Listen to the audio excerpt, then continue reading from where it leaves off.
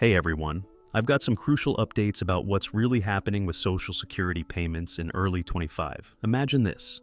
You're scrolling through your social media feed and suddenly you see it. Posts about Bernie Sanders and a supposed $684 payment hitting bank accounts on January 21st. The headlines are bold, the claims sound promising, and for a moment you think, is this finally the big break for Social Security beneficiaries? Before you share these posts or start budgeting based on them, let's step back and take a closer look. What's fact? What's fiction? And most importantly, what does this mean for your wallet in 25? Stick around because I'm going to break down all the key updates, including payment schedules, COLA increases, and the truth behind those viral claims. By the end, you'll have a crystal clear understanding of what's actually happening. And hey, don't forget to like, subscribe, and turn on notifications for weekly updates on Social Security. Picture this moment. It's late at night, and you're thinking about your upcoming expenses. Rent, groceries, maybe even that family vacation you've been planning. You see a post that says, "Big payment alert, $684 coming your way." Your heart skips a beat. Could it be true? Will Social Security finally ease some of the financial stress?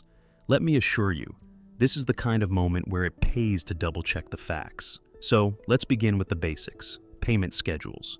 If you're receiving Social Security, timing matters. In February 25, here's how it'll go down. If your birthday is between the 1st and 10th, expect your payment on Wednesday, February 12th. Birthdays between the 11th and 20th, your payment arrives on February 19th. For those born between the 21st and 31st, February 26th is your date. If you're an SSI recipient, your payments will arrive as usual on February 1st. While these dates might seem routine, it's the changes in the actual payment amounts that are shaking things up this year. Here's where things get interesting. The cost of living adjustment, COLA, for 25. If you were receiving $1,227 monthly in 24, your new payment is approximately $1,000. That's an increase of $87 per month or $1,000 annually. For couples, the combined average increase is $174 monthly, which adds up to an extra $2,800 per year. If you're an SSI recipient, the maximum federal benefit amount has jumped significantly, from $914 to $1,000 for eligible couples.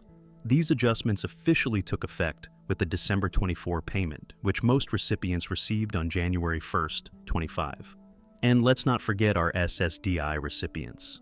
Your payment dates align with the standard Social Security schedule, but your average monthly benefit has also increased, from $482 to $554. For a disabled worker supporting a spouse and children, the average payment has gone from $2 to $2,000. That's a significant change, and it reflects the broader efforts to make Social Security more impactful in the daily lives of its beneficiaries. Now, let's tackle the elephant in the room. The viral claim about Bernie Sanders and a $684 payment. While it's true that Senator Sanders introduced legislation in late 24 to enhance Social Security benefits, the details have been misrepresented. His proposal, known as Senate Bill 5721, aims to increase the minimum benefit to 25% of the federal poverty level and to adjust COLAs based on the Consumer Price Index for the elderly, CPIE. However, the one-time $604 payment being shared online, it's simply not part of this legislation. Let's shift focus to another critical update, Medicare Part B premiums. For 25, the standard Part B premium has increased by $9.80, bringing it to $174.79. If you're receiving Social Security and Medicare, this increase will slightly reduce your net monthly benefits. And if you're newly approved for Social Security, you might qualify for retroactive payments, up to 12 months for retirement or SSDI benefits, and up to 6 months for SSI. These are separate from your regular payments and are usually processed within 60 days of approval. Here's what this all looks like in real numbers. A retired worker receiving the average benefit of $1,024 will now get $1,000 per month in 25. A widow or widower age 65 or older will see their average benefit rise from $773 to $857. Disabled workers with a spouse and children now receive $2,000, up from $2,000. For SSI beneficiaries, your payment dates vary slightly. Payments typically arrive on the 1st of the month, unless that day falls on a weekend or holiday. For instance, the March 25 payment will be distributed on Friday, March 1st, while the April 25 payment will land on Monday, April 1st. If you receive both SSI and SSDI, known as concurrent benefits, you'll receive your SSI payment on the 1st and your SDI payment on the 3rd, or according to the birthday-based schedule. High-income earners, let's talk taxes. The maximum taxable earnings amount has increased to $168,600 for 25, up from $8,200 in 24. If you're still working and under full retirement age, you can earn up to 2220s without a benefit reduction, an increase from 21 in 24. Earnings above this limit will reduce your benefits by $1 for every 2 earned. For those reaching full retirement age, the earnings limit is higher, 59 in 25. And for new retirees at full retirement age, the maximum monthly benefit is now $3,123, up from $3,024. But keep in mind that this maximum is only available to individuals who consistently earned at or above the taxable maximum for their 35 highest earning years.